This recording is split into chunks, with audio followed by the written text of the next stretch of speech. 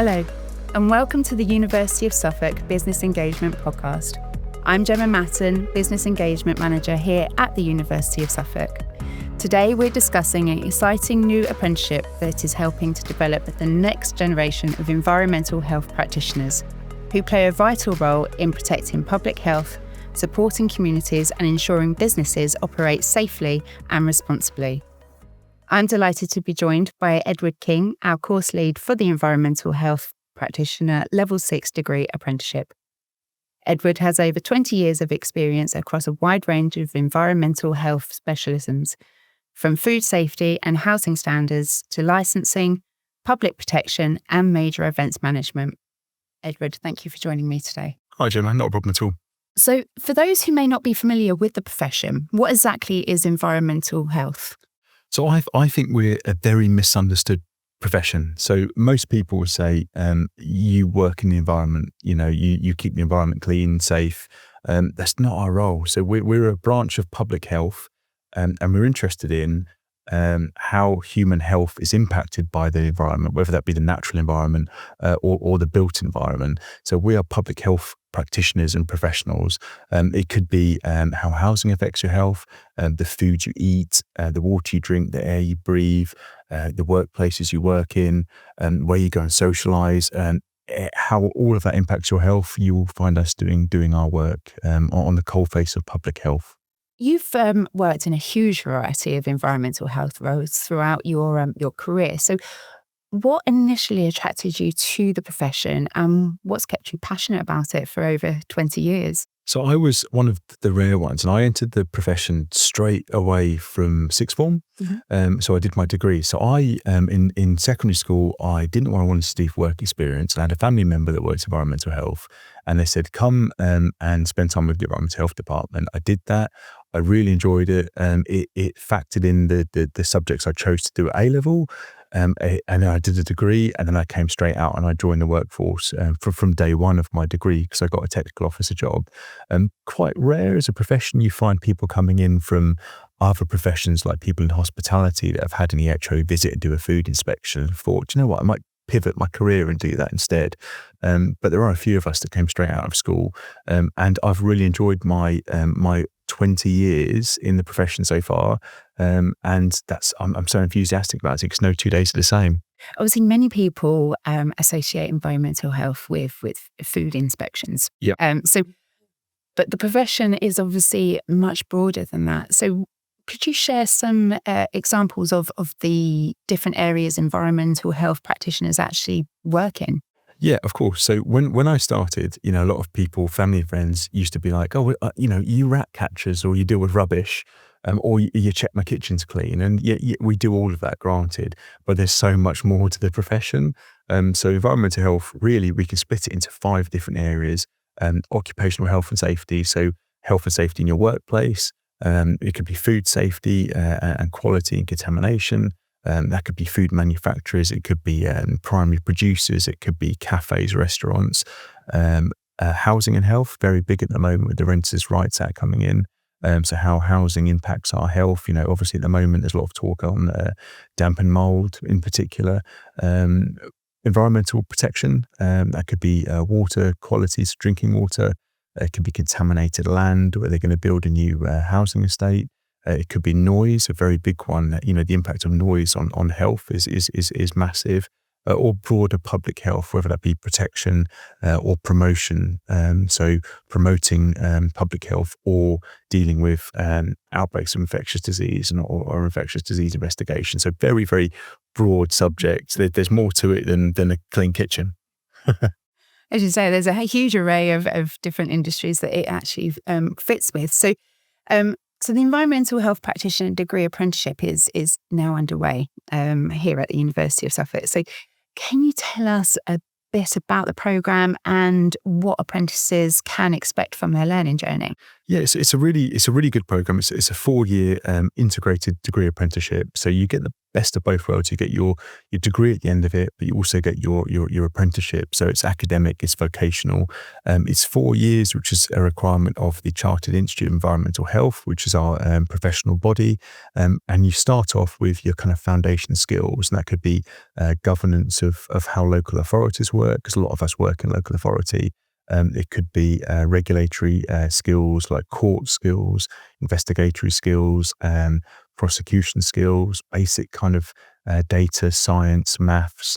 And then we build on those foundation skills by, as the years progress, touch on each area of environmental health. So we'll go in to health and safety, to food safety, to housing, to pollution, to public health in depth. And we build up the theory to the practice, eventually doing a dissertation, an endpoint assessment, which is an interview and exam, and that kind of finishes the course. In between that, we have a lot of time in the workplace, in the vocation. So what we teach apprentices, they're contextualizing in the workplace and embedding their learning, which is why it's such a really good route into profession.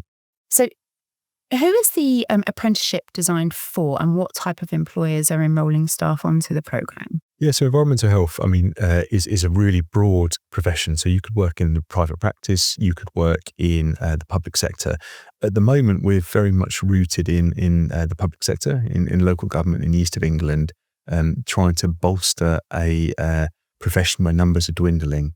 And people aren't coming into the profession, and there's a lot of people leaving the profession that are an aging workforce. So we're working with local authorities, local councils, to really bring the new generation of environmental health practitioners into that workplace, protecting people's health in their community setting. So that's where we're starting. We will probably branch out further than regionally, and in the long term, that may be even working with the private sector, with private companies who employ EHPs in their workforce as well. But at the moment, our impact and space of working is very much kind of the east of England, local authorities bringing in the next generation to protect the public health of our residents. How does the apprenticeship combine academic learning with workplace experience to obviously ensure that the learners can immediately apply what they are learning? Yeah, so the way we work it is we have a block method of teaching where we have 3 modules a year. We'll start with a week's intensive teaching within the university campus, and then students will take that out for 9 to 12 weeks in the workplace, contextualizing their learning in that vocational setting, which is really, really important. So from day one, each apprentice has something to offer their workplace, taking on a workload, and delivering that workload, but at the same time, enriching their knowledge through experience in the workplace, and everything that we're teaching them in the academic setting, bringing back to their workplace as well. So it's a lovely mix between the academic and the vocational, and from day one, that apprentice has something to offer tangibly in the workplace. And as the years develop, that will only increase in terms of the competency they have and the remit of work they can undertake. So, as I said, the programme is already running at the moment. So without naming any individuals, can you tell us a little bit about the current cohort and the organisations that they're from? Yeah, so the apprenticeship is new. So we started in February of this year, 2026, and it's been accredited now by the Chartered Institute of Environmental Health, which it needs to be. So we have a small cohort with others joining in September, and there's quite a big waiting list now, which I think, to me, highlights the demand out there for this profession. At the moment, we have apprentices from Ipswich Borough Council and East Suffolk District Council, and they're a real great mix of apprentices, ages, backgrounds, people that are new into the profession, people that have come from an admin background in a local authority, to people that are quite, competent technical officers looking to upskill their learning.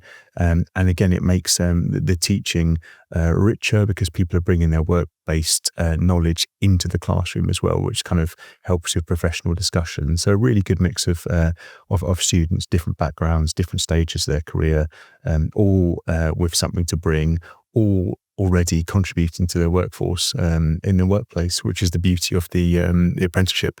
Yeah, and I think as you said, you touched on where there's people of all different ages, because I think there's still this stigma that apprentices are just people that are coming straight out of school into an apprenticeship, but it's actually for anybody and everybody. So it can be for people that are coming out of school that are looking to get into the industry, or it could be for somebody that's looking to upskill that has got years experience already, or even somebody that's looking to pivot their career and change directions. Yeah, and I think for me, coming from a background as a professional practitioner into higher education, I also had that expectation of, school leavers. And the beauty of apprenticeships is it's so broad, and you're right, it covers all of those bases. And I think whether that's investing in your existing workforce and upskilling, which is fundamental for retention and sustainability, or people having that career pivot, which in our profession is such a big thing, or people coming out of college, school,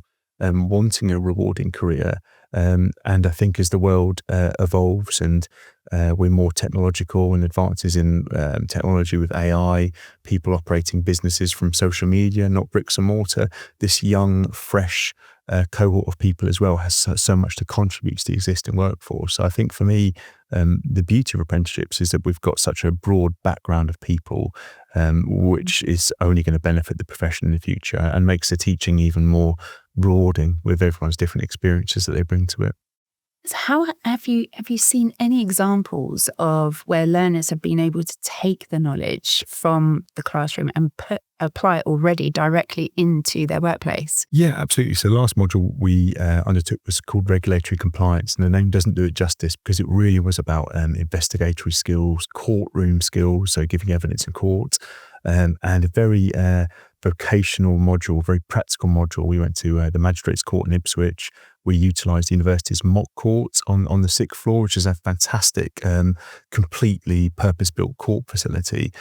So to see, I think we went to Baber and Mid-Suffolk councils to do practical PACE interviewing, and that PACE interview is an interview under caution, which you'd see the police do.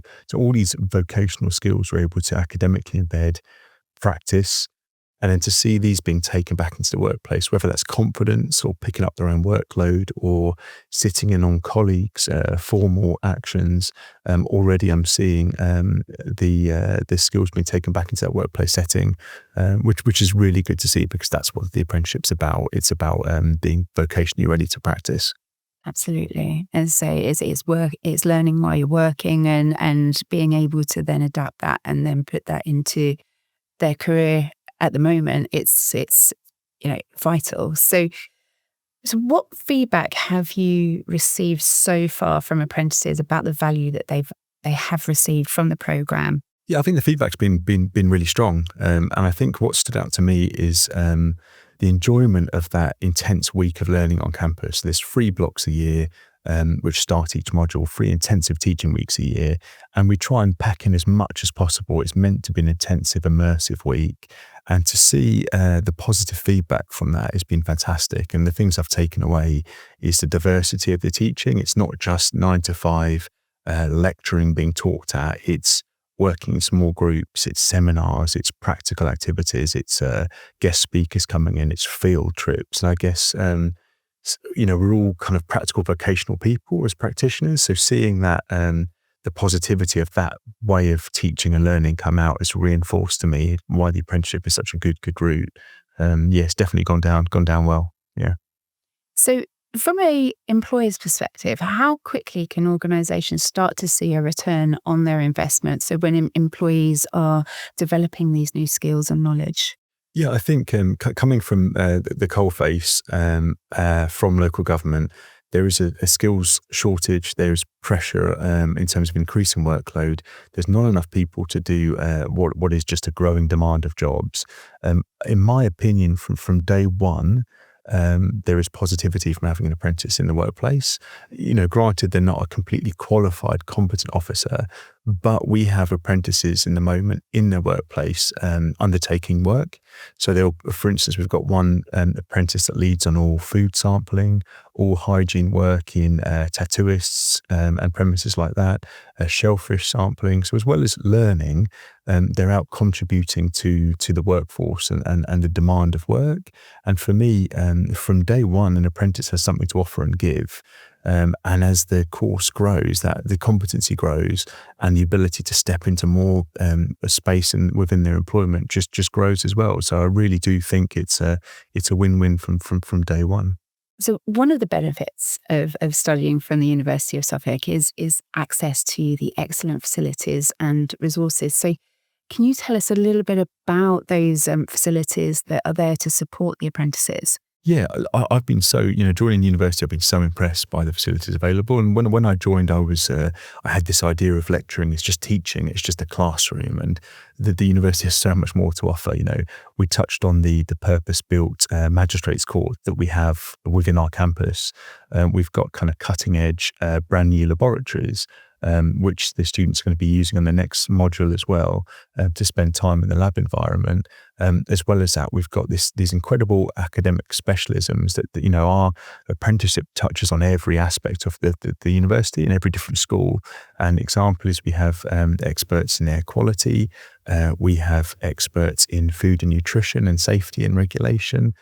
We've got experts that are leading work on the River Deben doing water quality sampling. So all of these elements interact on our syllabus for environmental health. So as well as the actual facilities, we've got that rich academic support.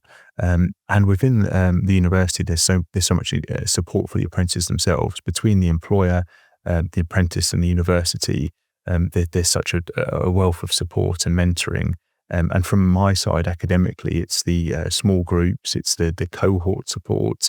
The library service have been in and did a fantastic seminar on referencing, on use of AI, and I do individual tutorials one-to-one. So there's a real breadth of support offered, which is really, really good to see.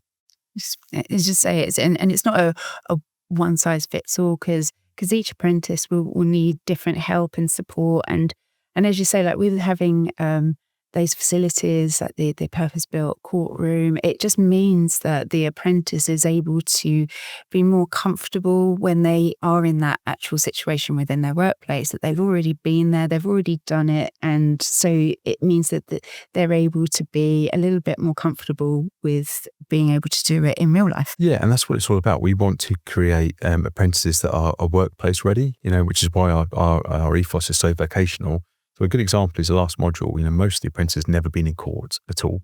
So with our theory, we gave the theory in a lecturing setting of, what is the role of the English legal system? What's the role of a magistrates court? How's that different from a Crown Court? We then went to Ipswich Magistrates Court. So we took them through security, through search, through the stress of going to court, for emptying your bag, and we went into the public gallery and we watched some, cases, which again embedded that theory. And then we took a fly tipping case in the uni, and we took it in the mock court from the initial case right through to the trial, with the students playing different roles, writing their witness statements, being in the box, being cross-examined. So they're definitely leaving with an understanding of how court works. But, as an officer, the first time you're in court with your own case, it's not a good, it's difficult experience, the environment. They've been there and they've done it, so they know what to expect. And again, I think it touches on the vocational nature of the course, getting people work ready. So what support mechanisms are in place to help apprentices succeed academically while managing their own professional responsibilities? Because it is a little bit like a juggling act. It is a big ask, an apprenticeship. And I think, the important thing to remember is, you're in the workplace, you have a work role to do. You're also committed to academic study. And I think, that's both on campus and that's quite, personal study in your own time. What I think is fundamental is we have 12 weekly reviews between the different parties involved. So between the university, the employer, and the apprentice. And each apprentice has their own mentor in the workplace, which I think is really important to make sure that they not only contribute to the work setting, but they get what they need from that work setting as well to record their hours and their work experience. So between that, I think there's very clear parameters about what's expected, what's required, and how it all just benefits and contributes to each other. So a good example is you have your intensive learning week, you take that away for 9 to 12 weeks into the workplace, and you're contextualizing your learning. So you're contributing to what the employer needs, but you're also embedding the skills that you've learned before you do your assessments and you wrap up your module. And I think that with the 12-week reviews, with a mentor in the workplace and with one-to-one tutorials with myself, they've got that good understanding of where and how they need to split their time, because it is demanding, but it's also really rewarding. So how do you see this apprenticeship contributing to the future of environmental health across Suffolk and obviously the wider east of England? So obviously we're based in Ipswich, and we're really regionally focused on the east of England. And I think there's a massive demand for the course. There is a massive workforce crisis nationally within our profession, and definitely regionally. We've got local council reorganisation going from a 2-tier authorities to unitaries. There's this massive demand here, and there's an ageing workforce with people leaving. There's a shrinking workforce, but there's an increasing demand on service at a time where a lot of local government is facing cuts and restrictions suspending. So what's vital for sustainability is that we're here at the beginning, putting fresh blood and the next kind of batch of practitioners into the system. So there's that sustainability. And I've been having some really good discussions with local heads of service in East Anglia. And one discussion kind of stuck with me, and it was very much like, we need you and you need us. And I think for me that summarizes this synergy, is that we need the apprentices. So we need workplaces to be like investing in that, but we're here to deliver them a competent workforce. And together we're plugging this gap in the workforce issue, and we're making the profession sustainable to start with in the east of England, and hopefully that will just broaden out as the years go by. As you say, it's something that employers are actually needing. They need to have these people coming through, and in order for that, they need to be trained. So it is definitely a partnership between us and the employers and the apprentices themselves, so that everyone's working towards obviously being able to get environmental health officers or practitioners into the workplace, so that the ageing workforce that are going to be going off is then replaced by people that are competent and have the knowledge and skills. Yeah, absolutely. And having come from the coalface myself in local government in London, I was at a kind of senior leadership level, and there isn't many options out there. The recruitment is difficult. We've got a lot of expertise. Within 2 to 5 years of retirement, we need to capture that knowledge and lived experience. And the obvious answer to me before kind of pivoting to this role was we need to bring in people. And the obvious answer to me was apprentices, because they're contributing from day one. They're bringing in energy to the departments they're embedded in, and they're retaining knowledge before it's lost. And they are the future to workforce pressures. So it really is a win-win where everyone's got something to win from it, but it can only be achieved by working together to address this underlying issue, which is sustainability in the workforce. What excites you the most about the future of this programme and the opportunities it will create for both the learners and the employers? So I think I found the role itself exciting, because having been at the other end of it and dealing with the pressures of not being able to fill vacant posts, to be part of the solution is rewarding. So bringing in the next generation of officers into the profession is a bit of a privilege, really. And it's been fantastic to see already the benefit of the apprenticeship to our current cohort, and how they're taking the information on board and how they're implementing it in the workplace. So just to be able to be involved in that is a real positive step. And what excites me most is the idea of contributing towards what is a workforce crisis in what I feel is a really important and often misunderstood area of work, and to be able to contribute towards a positive in that space, I think is in itself a joy. The main thing for me is the teaching, And having seen how well the vocational focus of our teaching has gone down with apprentices is for me the best thing, seeing someone really enjoy site visits or practical work or guest speakers or other practitioners come in. For me, making that learning something positive is a really good experience. And finally, if someone's listening today and is considering a career in environmental health, or even an employer that's thinking about investing into an apprenticeship, what would you say to encourage them to take the next step? So I would say, yeah, for the employer, you've got nothing to lose. So these are challenging times, and I get it because I've come straight from practicing. So everywhere you turn, there's challenge. There's the Renters' Rights Act coming in. There's new legislative burdens. There's challenges coming down the road, like further inequalities, climate change, unitary authorities, restructure, an aging workforce. So you've got all these pressures, and you need a workforce to adapt to meet the demand. Mm. And so what I would say is, growing your own, for me, is the obvious only way out of this cycle that we're in.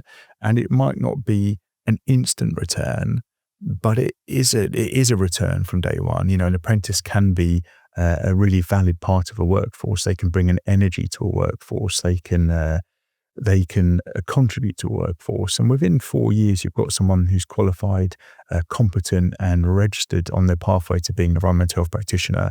And they are the future of the workforce. And hopefully, they can be retained, and they can be the next generation of practitioners. So I would say there's nothing to be lost from the conversation. To look at the benefits of the levy being used for this, whether it's upskilling the existing workforce, or whether it's bringing in people straight from education into workforce setting. It's a win-win. And for the apprentice, my career has been really interesting, and I never thought I'd be here talking with you about offering a higher education degree apprenticeship, but I am. And I've worked in a variety of different roles, and I think I said before that I've been in cruise ships investigating outbreaks in Harwich of norovirus. I've been in London Stadium doing sports ground safety for West Ham matches, or music concerts. I worked a Sam Fender concert doing crowd safety. I've been in the depths of the pandemic. I was in NHS Nightingale Hospital in Excel. It's a profession that takes you from the office to the community, whether it's people's homes or workplaces. And if you're someone that wants that kind of theoretical, kind of academic challenge, but you want to work with people and be out in the community, it's a win-win. And also, once you're in it, you don't know where it will take you. It might take you in any direction, whether that's longer term, the public sector or the private sector. The opportunities are endless. So it's a very misunderstood and broad career with a lot of opportunities. And I think that we need to get that message out there. And I look forward to working with employers and the Chartered Institute, with schools and colleges, to try and promote the profession in the longer term regionally, because I think that it's a fantastic profession. Yeah, and as you say, it sounds so diverse, and like not one day is the same. And as you say, you could be in concerts one day, hospital the next day. And so if you like that just array of different things that you'll be doing and never knowing what it is that you're going to be doing, it sounds like a great profession to actually have. And I know you also touched on the levy as well. So if employers are interested and they are needing people to come in, if they are a levy payer, then obviously that will come out of their levy pot. Yeah. And if they're not a levy payer, then they could either do a levy transfer, which is quite a simple solution, but it's not so simple on the government website. So you could always come to us. We can help and we can support with that. Again, so if a non-levy employer does want to put somebody on, but needs a little bit of help and support, again, we can help and support with that as well. So there's lots and lots of options out there. Obviously, if they do take somebody on fresh from school, they're under 22, then it's fully funded by the government as well. So there's lots of options for employers.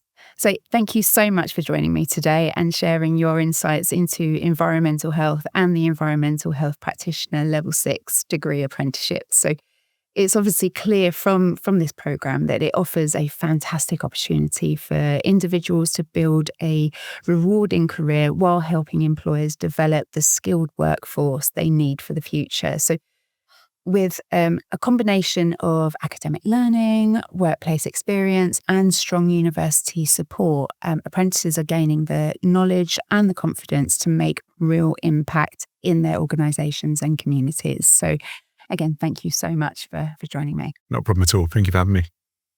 If you'd like to find out more about the Environmental Health Practitioner Degree Apprenticeship, please get in touch with the Business Engagement team here at the University of Suffolk.